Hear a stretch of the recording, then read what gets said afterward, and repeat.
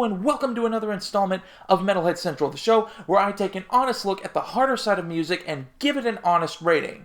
First off, I just want to take a second and say thank you, a humongous thank you to all of you who have subscribed to the channel so far. We've passed 20 subscribers, and for anyone out there who runs a small channel, you know that any milestone is important, and this one is no exception. 30 is the next goal, so please, if you enjoy what you see here, leave a like or a comment, but go ahead and smash that subscribe button. I really appreciate it, and thank you to all 20 of you who have subscribed. Thank you, thank you, thank you. I am in the process of writing and then doing a special edition of Metalhead Central to celebrate cracking that 20 sub mark, so be on the lookout for that. That'll be coming soon. But you know, enough of my fawning over sub counts. Let's get into the reason you clicked on this video. You didn't come here to hear me talk about sub counts. You came here to hear me talk about metal. So, let's do it. We're heading into prog metal territory with this one and examining an album by a band who really needs no introduction. It's prog death / prog metal / prog rock veterans Opeth and their new album In Cauda Venenum, which was released September 27th on the band's own label Motor Bolage, I think that's how you say that, and Nuclear Blast as well. Now this is the group's first effort in 3 years. Did they deliver? Let's find out.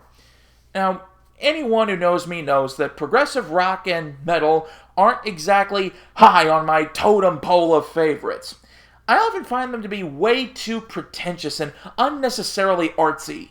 But this album eschews all of that in favor of writing songs that speak to the mind and the soul. They're at once easy to understand and then completely complex and thought-provoking.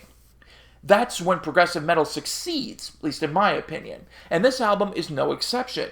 It has all the twists and turns you'd expect, but they aren't as on the nose, and you're allowed to get used to things before Michael Ackerfeld and his group decide to switch things up a bit.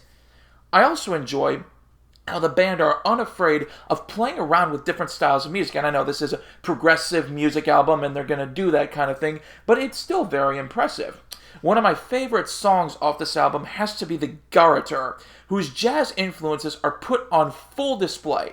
It benefits the listener to be able to hear something from a metal band that shows the diversity our genre can represent and give birth to. But, that being said, this band is never really far from returning to their prog metal roots, on tracks like Dignity, Heart in Hand, and Next of Kin. In fact, those might be the heaviest songs on the album. Everything else is balanced well between stuff you'd hear on a Ghost album, solos that would make Mr. Kirk Hammett proud, and more orchestral stuff, typical of modern-day composers. But I think my favorite part of this album is the juxtaposition between light and dark. The string sections on here are absolutely gorgeous, and they do a great job of lulling the listener before the metallic elements come crashing in. It's almost like you're in this nice house, this nice area, and then someone begins cracking windows before the whole thing collapses on you in a very good way. They make references to a river of time on the song Continuum, and I believe that the river of this album flows very well. It speeds up when it needs to, and it slows down when it needs to. On the downside, it may slow down just a little too much in the middle. While I enjoyed the track Charlatan very much, it felt like it was misplaced on the album, along with the song Lovelorn Crime. They were both excellent, but I felt like they were in the wrong place. A piano-driven track like Lovelorn Crime would work well more towards the end, while Charlatan and Next of Kin, in my opinion, should have kind of swapped places. But, yeah, that's me nitpicking some smaller stuff. Overall, this is definitely prog metal album of the year so far for me.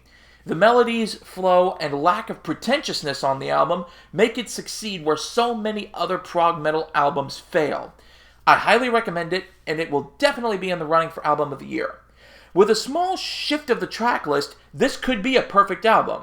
But alas, it's just not quite there. It's excellent, don't get me wrong, it's excellent, and I highly recommend it, and by all means you should attempt to get it and listen to it, but it's just not quite perfect. I'm giving In Cauda Venenum a 97 out of 100 on the YPS scale. Thank you so much for watching. Click like, and as I said at the beginning, don't forget to subscribe. We're trying to hit 30 now. This week, I'm going to be getting to work on a brand new metal artist review show. I know it's been a while since we've done one of those. I haven't forgotten about it, but I've been busy with a lot of stuff. I just took a brand new job, and so life has been kind of hectic for me lately. But I am going to be getting started on that. I have not forgotten it.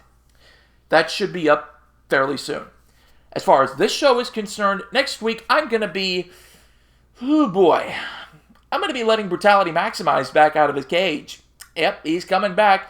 Because next week, we're going to be taking a look at not one, but two brand new death metal albums. Melodic death metal veterans Insomnium are putting out a new album, and dirty yet rather catchy death metal newcomers Gatecreeper are releasing an album as well. He's going to be checking out both of them in his own special way. I hope you'll join him.